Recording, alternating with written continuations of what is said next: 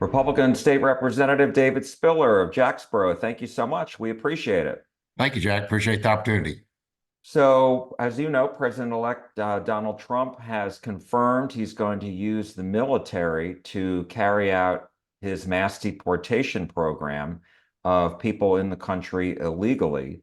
And now we also hear from the Texas Land Commissioner, Dawn Buckingham, that she's offered newly acquired land by her agency, 1,400 acres to the Trump administration coming in to construct facilities there and also having a staging area. So I'm wondering what your thought is on all this. Well, we're going to have to do something because the Biden-Harris administration, the previous 4 years, has allowed an unprecedented number of illegal aliens just pour into our country, millions, and many. What's enough more problematic is that so many are terrorists, they're convicted felons, murderers, rapists, gang members, and others. And we've got to do something to turn back that tide.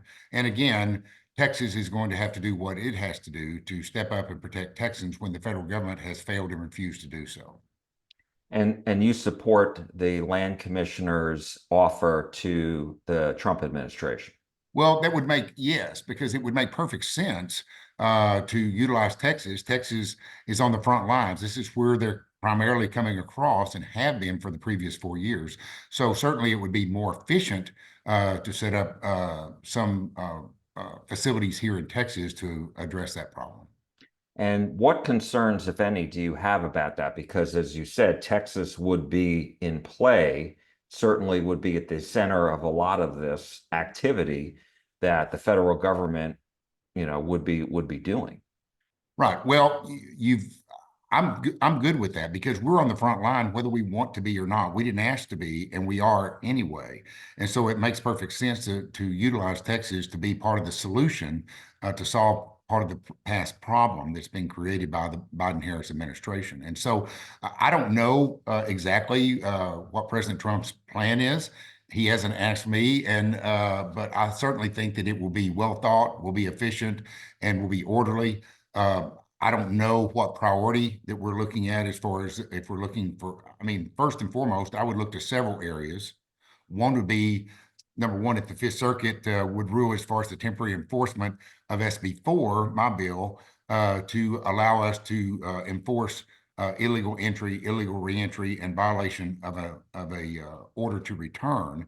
That would be helpful, and that's got a 2 year limitation period on it.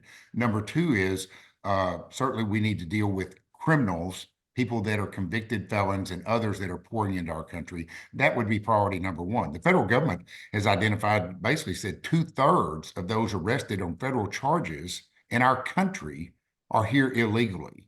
So it's become a growing problem. I have several bills to address some of those problems. One is to require local law enforcement to confirm someone's immigration status when they're arrested or detained or incarcerated.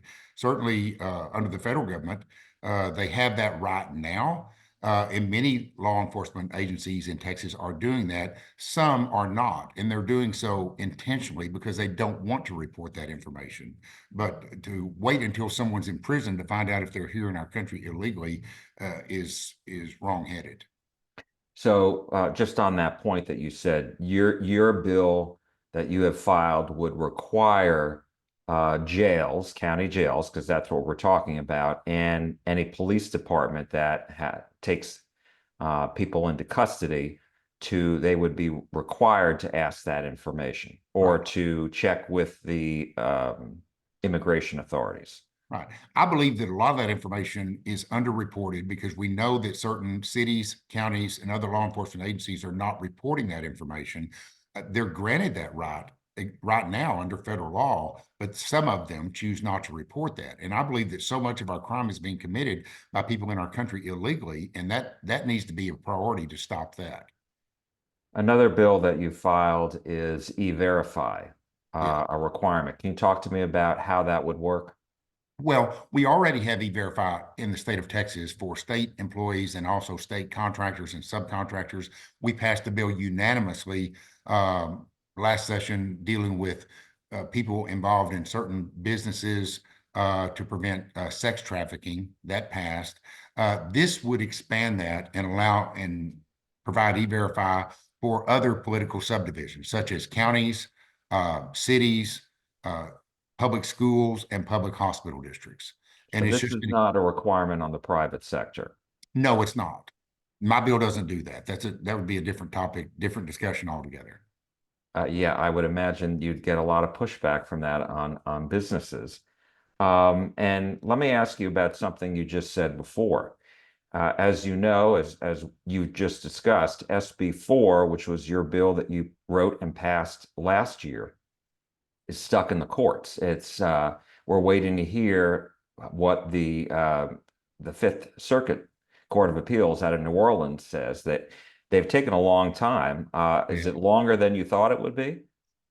Yes, it is. I hope that they're being deliberate about it, and I feel that they are. But again, I feel confident when they rule. I anticipate a good ruling on the bill and a good ruling for Texans by virtue of the bill. So I'm very optimistic still. And even if that decision were to go against the state of Texas, do you believe that the incoming administration would still allow the state to do it in spite of the court ruling? I don't know. I haven't really thought about that. I don't. I'm not really, as a practicing attorney, I'm not really in the business of getting crossways with the court and violating court directives and orders. But I just think that Texas needs to continue to work hand in hand with the federal government to enforce our existing laws. And we were doing that before. And the folks that are on the ground with Border Patrol, Texas has a great working relationship with those people. Governor Abbott through Operation Lone Star and DPS has continued to work with them. The problem is not them. The problem has been in Washington, and hopefully some of that issue will be addressed. And let me ask you about some Democrats who've expressed their concerns about this mass deportation program, even as it relates to the cost of doing business, building a house, building a commercial building, contractors, et cetera, that costs would go up. What do you say to that? I don't think that that's the case. In Texas, and honestly, 8.5% of our workforce uh, is comprised of people that are here illegally. But we have people pouring across our border now that we've got to do something about. And so I think that we'll have the manpower to get things done. I'm concerned about, frankly, some of those people being taken advantage of in the workforce. But I think that I don't have those concerns about the cost. And those that express concerns about the cost of deportation, they need to look at the cost of what the federal government has already expended through its agencies in the billions and billions and billions of dollars to foster this and allow it to happen. And my last question to you, Representative, just is about what Governor Abbott and the Lieutenant Governor have said. If, once the Trump administration gets back in and they ramp up their efforts to secure the border, the governor and the lieutenant governor said that maybe Texas can shift the billions of dollars that the state has spent away from its own border security efforts and spend it elsewhere, either giving it back to the citizens of Texas through tax cuts or fund education, et cetera. What's your thought on that?